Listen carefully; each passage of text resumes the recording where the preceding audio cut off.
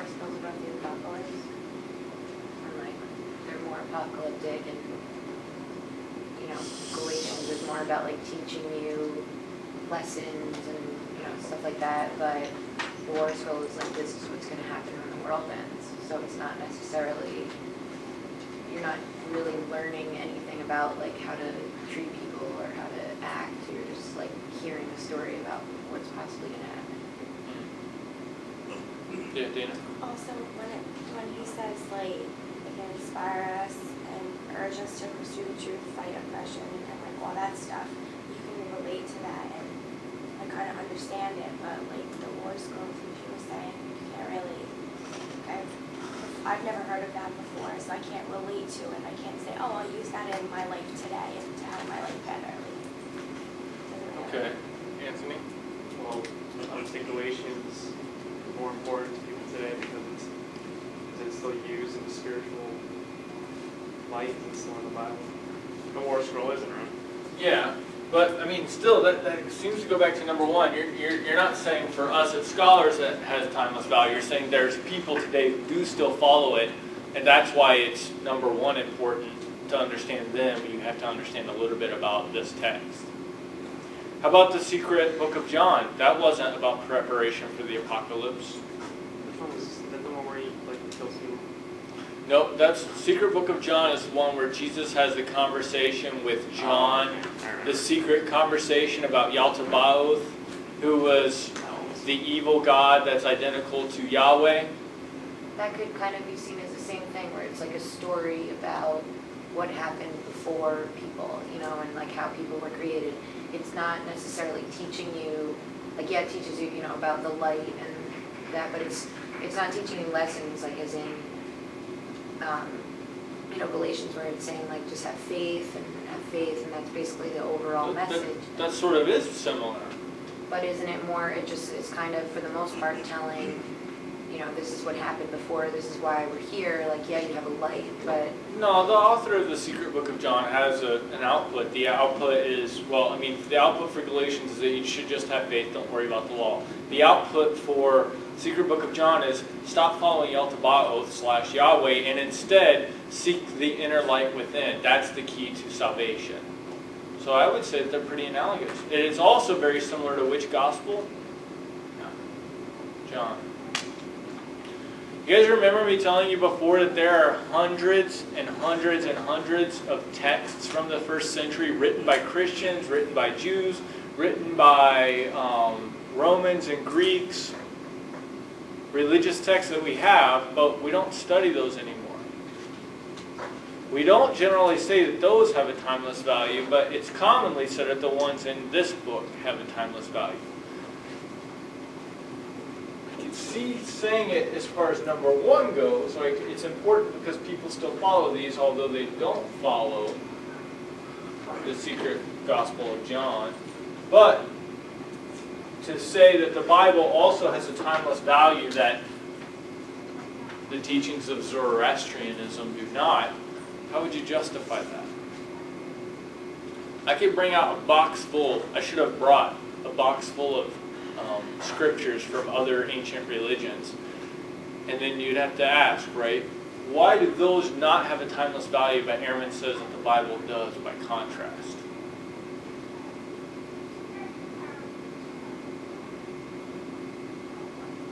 Well, doesn't he say it right here? It's his explanation is why. well, what's he say? Well, it's like basically the whole paragraph, like this book that deserves to be read and studied and did. It's not just a document of faith, but a historical record of thoughts, beliefs, etc. It can help us think about the big issues of life. It can inspire us. Like So could the teachings of Zoroaster. Or do you remember last time we were at the Prism of Sennacherib? Last semester, Prism of Sennacherib. Why aren't we reading that? Or the Law Code of Hammurabi. You remember the Law Code of Hammurabi? Why do we have What Would Jesus Do bracelets, but we don't have What Would Hammurabi Do bracelets? I have a t-shirt like that, actually. You have a t-shirt that says What Would Hammurabi Do? No, but I should make one. Because Hammurabi talks about truth, oppression, justice, and peace.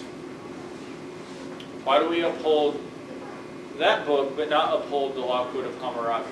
That's a good point, somebody said. Well, isn't that like kind of like that faith, like Christian, like, you know, Christian and Catholic is like the most popular thing. It's still something that people are like arguing about long before we were here, and it's going to be like long before we were gone. So like, well, I mean, long after we're gone. I mean, like, not that there's not as many followers of Hammurabi as there are as like Catholics and Christians. Yeah. No, I mean, I don't disagree with you at all there, but that still seems like it's like number one, right? To understand contemporary Christianity, you have to understand the Bible. There aren't any contemporary Hammurabians, so it's not as relevant. But to make the number two claim, that in addition to the fact that it's important for understanding contemporary Christians, it also has some sort of timeless value. I thought maybe that's what he's like suggesting. That's why it's timeless. It's the only one that's still relevant. Oh, that's interesting. That he doesn't explicitly say that, but maybe that's kind of what he's assuming, that the reason why this is still around while the law code of Hammurabi is not is because this one's timeless and Hammurabi is not. The problem is that, like, if you look at the Bible, the stuff in the Old Testament is like exactly like the stuff in the law code of Hammurabi. It's almost identical. I'm curious, like, other thoughts. I've only heard from a couple people, and I appreciate hearing from them, but other people, do you agree with Ehrman that the Bible has a timeless value that these other ancient texts do not have? Apart from its mere historical significance or value for understanding contemporary Christians and Jews? You guys are always quiet, so I'm going to call on you. What do you two have to say? A timeless value? What does that exactly mean? Real quick, just That there's some sort of value that it'll speak to us, maybe existentially, no matter where we live, what country we live in, what century we're born in, it'll be important to us. I don't agree.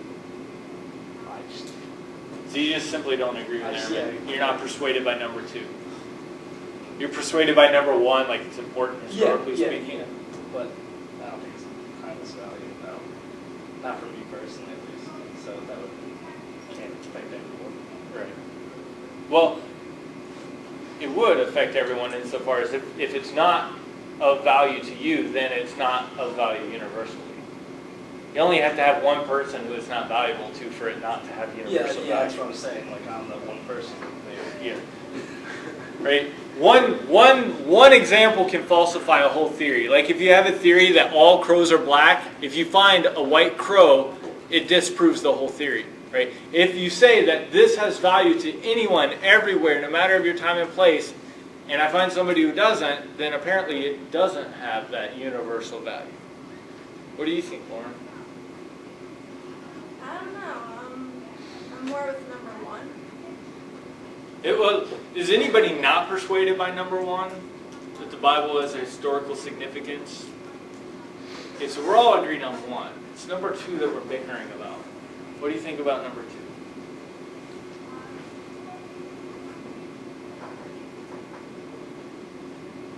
I don't really know. Dana, you said you're skeptical about number two? No, I kind of agree with everything that's still around today after all this time. And people still follow it and go by it. So I mean, So it must have some sort of universal value. it does have a timeless value. It's still here. People still follow it Some and people, go by it. not everybody.